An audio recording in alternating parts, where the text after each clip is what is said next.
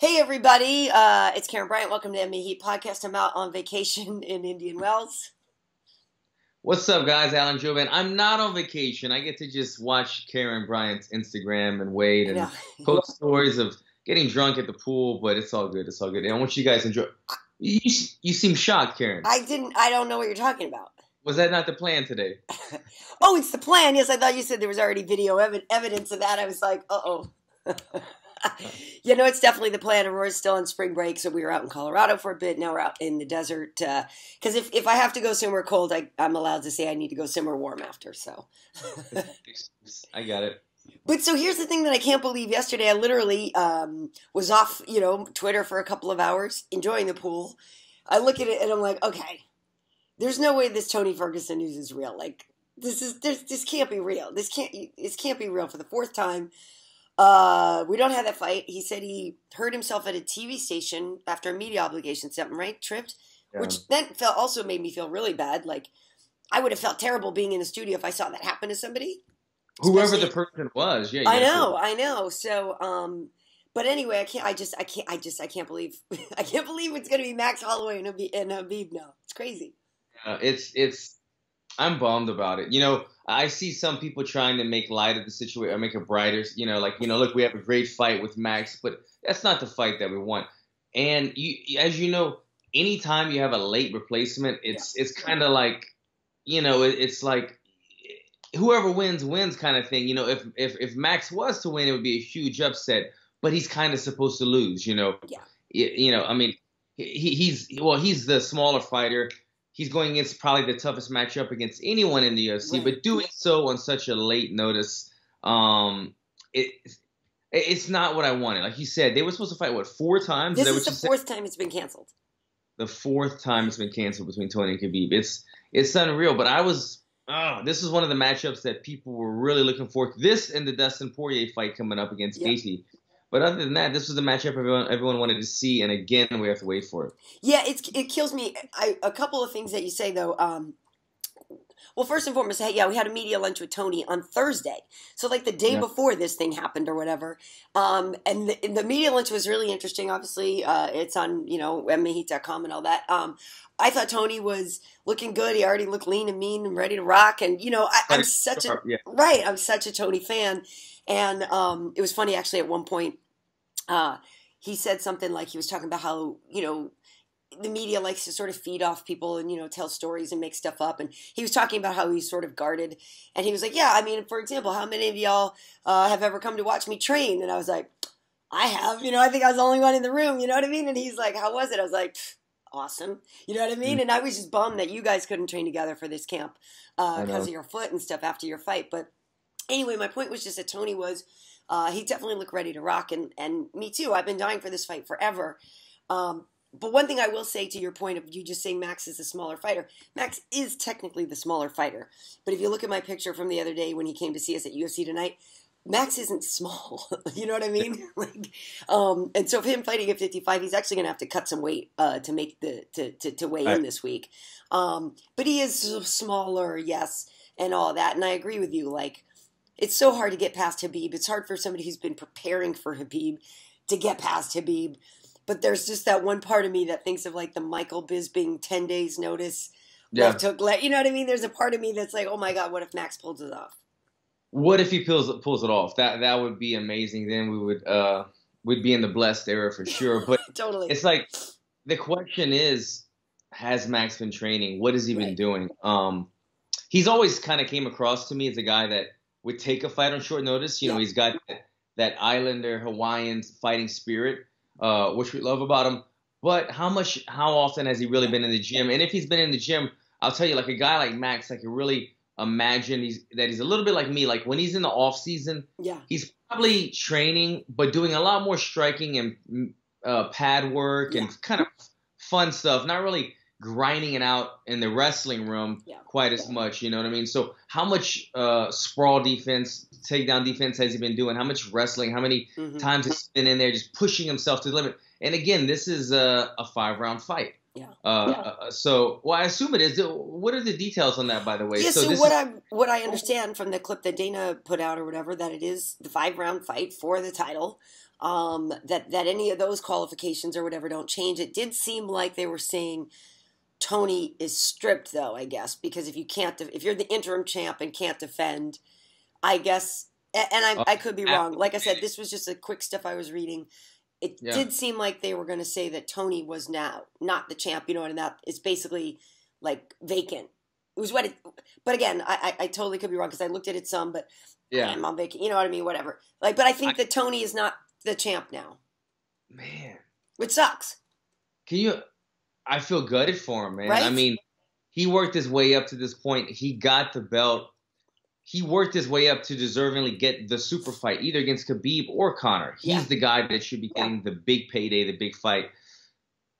I can't believe they're going to strip Tony. It's not anybody's fault, but to strip him of the belt, that sucks. God, I think that's what's happening. I hope it's not. And I hope the information bits that I saw last night aren't really what's happening, but it might be. I mean, because why? Because otherwise, why wouldn't this person be the interim champ at the very least, right? If Khabib and Max are fighting, why wouldn't it be? Right, because what are you going to do? Just have a 3-round fight? That's what I'm saying. There's no three interim champs. It's Tony doesn't have it anymore, which sucks. Exactly. The UFC doesn't work that way. They like the title fights, especially the belt on belt type matchups. Here's the thing too, though, because Max. Let's say Max pulls this thing off, and people were already talking about how Conor has been. Looks like he's been more setting up a fight with Max more so, right? Like after Max won, remember Conor tweeted that picture in the back when he was in the back. It's like, I love those sunglasses. So it seems like Conor has been sort of building, quote, the super fight with Max in a way more so. Like I know people love to say he's afraid of Khabib or he doesn't want this. Like I do think Tony versus Conor is a more appealing fight for Conor than Khabib. I do think that more winnable. You know what I mean? But I don't really think Conor's like afraid of whatever. But I will say, if Max were to pull this off, and Max is a champ, and then you could have him come back and fight Conor, who was a champ, that's bananas. Like that's the money fight. You just painted this picture in my head, Karyn. Can you only imagine the posters, the sign, 2 champ guys with 2 belts on each shoulder facing off? That's insane. I love it. It's kind of intriguing. And then if this would happen, we're just all speculating, people. I'm sorry, but we're just kind of geeking out. It's in the morning. We got our coffee. I know. We're talking about some fight stuff before Karyn gets drunk. Lays out. I already have my bathing suit on too. I'm ready to rock. Okay, good. But yeah, so let's just speculate a little. If Max pulls this off, huge upset. First guy to beat Khabib ever in history. Then he becomes the champ, as you said, to follow in Conor's footsteps and be the featherweight and lightweight champion. That would ideally set up the super fight of all super fights. Right. Now we still have this date in Russia booked, but we're still trying to get this date, which might be September or so another time, for Hawaii as well. There's still kind of looks like Hawaii's out there, so that would set up a super fight in somebody's hometown. It would be bananas if that happened. But to bring it back down to reality, couple days notice against the most dominating fighter that we have today. It's a tough task. And my thought is, Karyn, what is the UFC thinking right now in terms of if Max Holloway goes out there and gets dominated? Right. How much does that take away from his credibility? Not credibility. He's taking the fight. Everybody knows he's a fighter's fighter, so he's doing this for everybody. But how much does this take away from the buzz, the appeal of him? Because right now, it's the blessed era where he's doing stuff that we haven't really seen before. He seems to be untouchable. But if he goes out there and gets dominated for 25 minutes from Khabib, what does that do in terms of his draw selling the next fight at possibly fighting Ortega? And then in terms of just what if he gets beat down for 25 minutes and he's not quite the same guy that he's been? Yeah, thanks for... I know, I didn't mean to ruin it, guys, but this is the possibility. Well, that sucks. Thinking about this earlier, Karyn, I don't mean to throw too many questions at you at once, but as a fighter, I'm thinking, what's the tougher fight? To go out there and get knocked out in the first round and get concussed, but one punch, or to get a cumulative of 500 punches ground and pound for 25 minutes. Which one takes more away from you?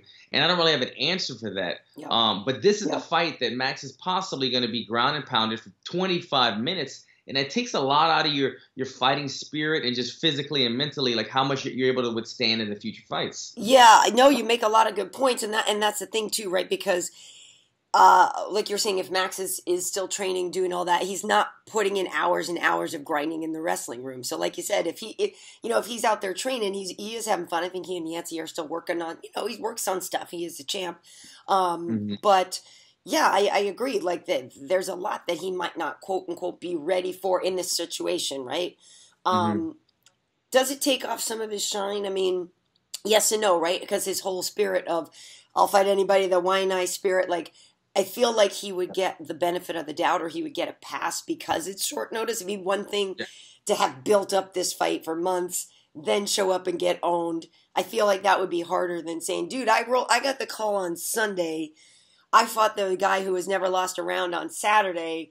He beat me too, but I feel like the situation kind of gives Max that little asterisk of like, bro, at least you came in and fought to begin with. And he does have such a draw, such a selling power, that I feel like he'd be okay, but I don't want to see it, right? Like I don't want to see Max get beat down, which potentially could happen, even though I know he's Max is not afraid of a dogfight. Max still probably would point to the middle of the octagon, you know what I mean? And be like, screw it, Khabib, let's go. But I know what you're saying. The potential is there, because Khabib is so good at that. Here's the kind of follow up with what you're saying and kind of answer my own question. The UFC is willing to throw Max in there on a short notice because they know he's a draw in terms of people love watching the actual fight that Max does. He's a guy that when he actually fights, people want to watch that because he always delivers. But in terms of promoting and stuff, even though he is fun to watch and listen to and all that stuff, he's not the guy that they would do a world tour with as they would with Conor. Right. So I don't think that if he went in there and let's just say he got beat down for 25 minutes, would it necessarily take away from his draw as a fighter? No, because people still want to watch him fight. But I think I saw an interview earlier where Dana White said, no, we wouldn't have called Conor for this because Conor's the guy that we want to have months and months of promotion and build up and lead up to get those pay-per-view buys and to get everything leading up. So if he got beat down for 25 minutes, I think people would obviously still be so intrigued to see him fighting at his rightful weight class against an Ortega or somebody like that as well. On the flip side of this, though, Alan, Maxi Baby is lanky. Maxi Baby could kind of potentially keep Khabib further. I mean, like, here's the thing. For Khabib, in a way, not as much changes. Like, Max and Tony are kind of built the same. You know what I mean? They're both long. They're both lanky. I guess some of it comes down to who you think uses that better, right? Tony has those great elbows, which I know you love. Tony, is so able to slice people up with elbows, where Max just seems much more effective with the striking and just turns it up, a lot of volume, a lot of touches.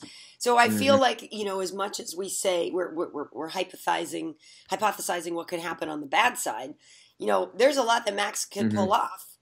I feel like he still could get a lot of touches in. I don't know. Yeah.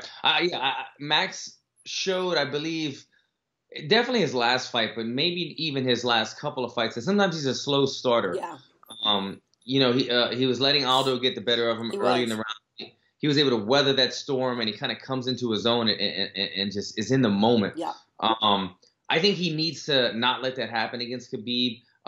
If Khabib is able to take him down early in the fight and just stay on top of him an entire first and second round, that's really going to wear down Max. He's not going to have his feet underneath him for the later third, fourth, fifth rounds. Yeah.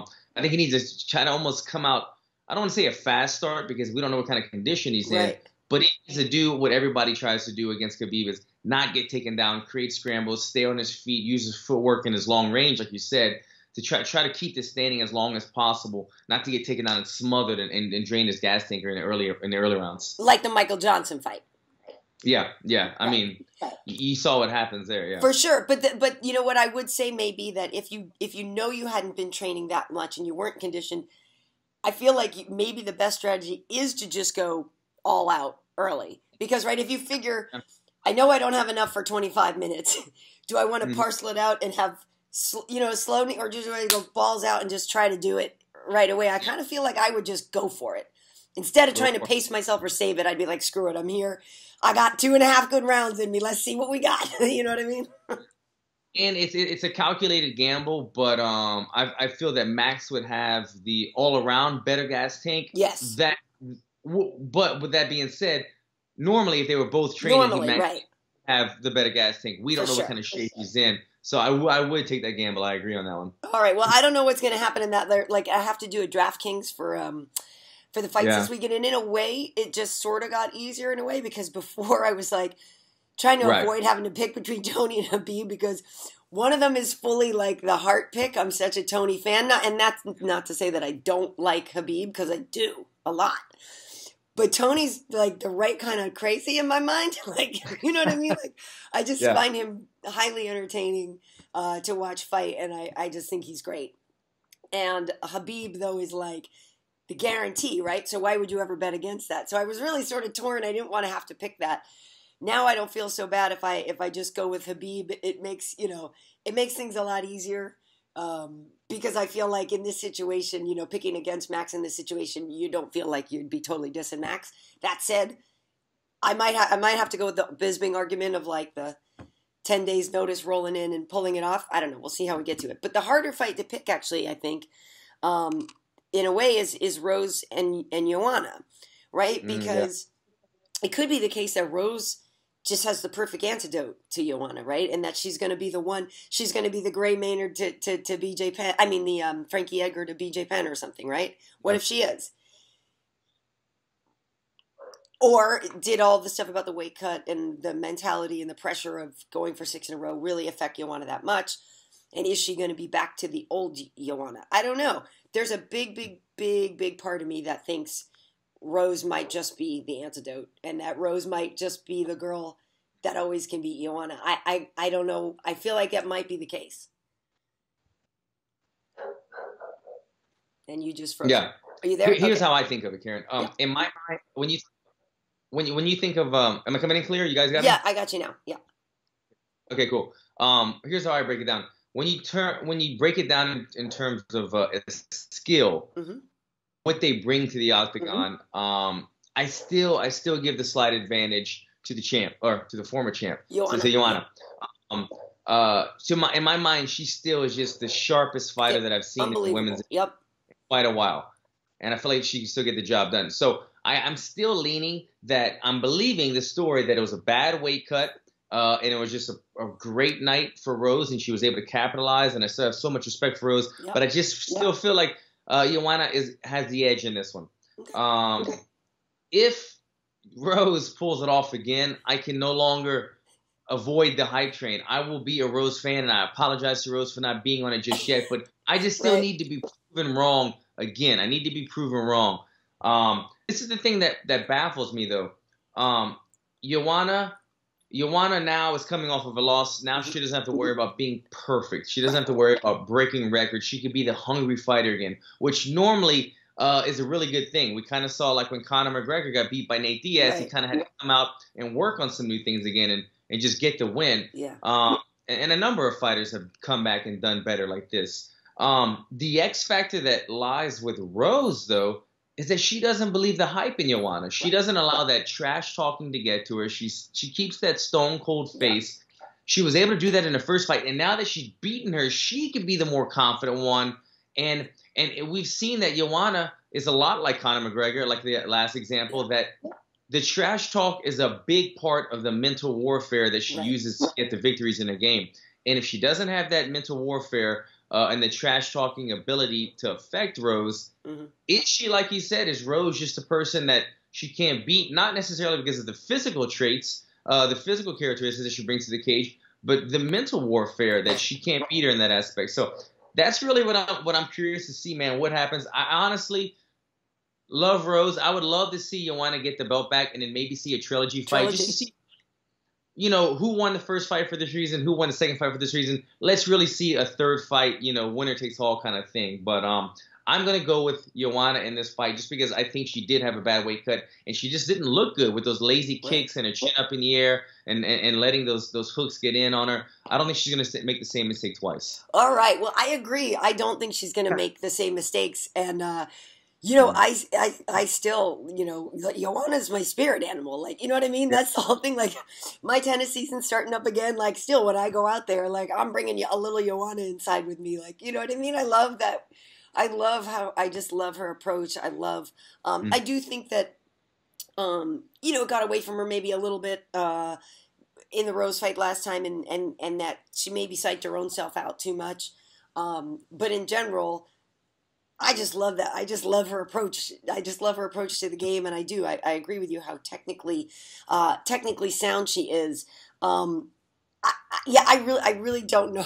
I really don't know what the heck is going to happen. I kind of hope it lasts a little longer, though, right? Because the last time it was amazing and it was exciting that it was so fast. But, like, I want to see these ladies, like, get in there and mix it up a couple rounds. Yeah, you want to see what happens stylistically when they get in different positions. Who's going to win the striking battle? Right. If Joanna starts picking up the striking, does Rose try to then take it to the ground? Does she work on takedowns? I want to see all that because these two girls, I think I heard Joe Rogan say it in a promo that this is the highest level that we've seen in the sport, at least in this division. For sure. And I agree in my eyes. Having Joanna and Rose, the two best girls in the women's division at the weight class that we've seen thus far. And a couple years from now, we might have some new girls come along that are even more well-rounded. Yep. But these two, stylistically, the striking, the athletic ability, everything, it's high level, man. They're like Demetrius Johnson. They're just good everywhere. And I'm intrigued with the matchup. But I just kind of still have you got Joanna. Yeah, I still am not sure. I mean, like I said, I don't know why, but there is a big part of me that just thinks, and maybe it's because I not to promo my own thing, but my special with Rose is coming up. My one-on-one with Rose is coming out. We're gonna air. It airs tomorrow night, Tuesday night. I think is the first time you'll see it on FS1. So I feel like, I will say, I guess I've known Rose a long time, right? We've known her since before she was even in the UFC. She was like 17, 18 years old. We've known her a long time. So I feel like that's maybe why I get that sense, right? And just talking to her for that show, her confidence level, her ownership of her own badassness, her comfort in who she is, all of that. You know what I mean? Sitting there, all of that adding up. I just was sitting there with a very, very confident, capable woman who doesn't give you any reason to doubt her. Do you know what I mean? That's when you're around her, you don't get the sense that she doesn't believe 100% in herself. Which even though, and I think partly because she admits when she does doubt herself, right? Like she's admitted her own mental struggles, and at the end, being able to admit that, move past it. Do you know what I mean? That makes you just mentally stronger. So there's so much that Rose has been through and continues to go through. She's quite an inspiring person. And like I said, when you're around her and talking to her about all of this, she really doesn't give you a reason to think she can't do it. Yeah. No, I'm glad you brought up. I saw a little promo for your one-on-one, and just a small little bit that I saw, I could see that. I could see the confidence in her, the way she answered your question right away, and her belief in herself that she could, she knew the opening was there. I love the way she started to break it down. I'm intrigued to watch that as well, to get some more inside story on that. I liked also, not to get sidetracked, but when watching Kenny and DC break down DC's fight, same thing. I really like how they do in these type of things. Get inside the fighter's mind when they're really watching it live and knowing what they were thinking. So I'll be curious to see. Maybe after watching the segment with you and Rose, I change my mind. Who knows? Maybe her confidence sways me, and I believe in Rose a little bit more. I gotta watch it. I gotta see. Yeah, check it out. But check it out, because it's actually funny though. Because while ago, I did one with Joanna before she was had as many defenses as she did. It was like, I did a show with her, and like I already loved her anyway. And then like after doing that show with her, I was like, oh my god, I have such a girl crush. You guys get bro crushes, right? I was just like, with Joanna, I'm just like, I wish she lived like down the street. I was like, I want Joanna to be like my best friend. You know what I mean? Like, if she's so cool. Like, there's just all this stuff about her that I just really like enjoy and relate to, and I'm like, man, I just want Just want her to be my bestie. I like, she's a likable girl. She's got a fun personality. Super I mean, both cool. of them, but they're just different personalities. For sure. But so there's really good fights. I'm also really excited about Mike Chiesa and Anthony Pettis. There's Paul Felder, Iaquinta. There's some really good fights, and also Felice, Herrig, and Karolina Kowalkiewicz. I think is an awesome fight. Love those. So yeah, those are probably the same three that stand out in my mind. Paul Felder and Iaquinta. Who doesn't want a banger? I mean, that's an exciting. I feel like that one's almost getting lost in the mix because the Khabib Tony storyline was so strong, and then the Rose and Joanna storyline as well. These other fights are kind of getting lost in the mix, but that could be a potential fight of the night right there. Paul Felder, Iaquinta, one that you want to keep your eyes on. And then when you talk about Anthony Pettis and Michael Chiesa, if I'm not wrong, both guys who were big names in the sport, but both guys, I believe, coming off of losses. This is their they need wins. Fight. What's that? They both need to win. They both need to win. And you look at Chiesa. Chiesa went and lost to Kevin Lee, I believe was his last loss. And then Kevin Lee goes on and ends up fighting Tony for the belt. That could have possibly been Chiesa. I don't know if Chiesa quite is the talker that Kevin Lee is. Yeah. But he was right there, man. He was right there on the cuffs of a potential title shot, and now he's got a very tough opponent in Anthony Pettis. This to me is a lot more of a classic grappler versus striker when you look at this match, Chiesa and Pettis. But you said it. Both men need a big win on this one, so it'll be fun to watch this one. I'm excited. I love it. And also, so what's the update with you? Because the pool is calling me. What's the latest on you and your foot? How's the recovery coming?